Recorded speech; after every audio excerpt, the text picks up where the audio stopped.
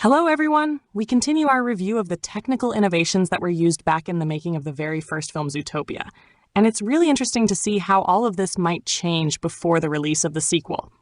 We've already talked about the characters, but we haven't mentioned a very important detail, the size of the animals.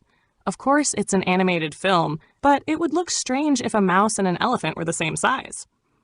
That's why the creators tried to keep the proportions close to the real-life sizes of animals.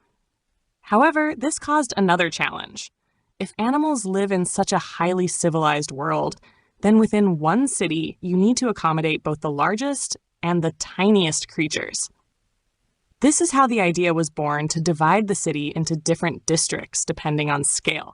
For example, while rabbits and foxes can still be compared to lions or sheep in size, mice are so tiny that they got their own neighborhood, with miniature streets, houses, and even tiny cars.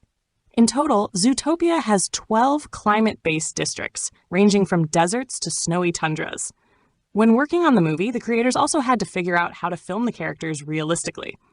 On one hand, the proportions had to stay believable, but on the other, the camera placement had to feel natural.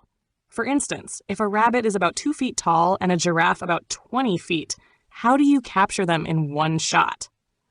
The solution was inspired by DSLR photography. The filmmakers blurred the background and put the focus on the main characters and the environment around them. But that wasn't enough. A huge amount of work was also done with color correction and lighting, and that's a story for the next video.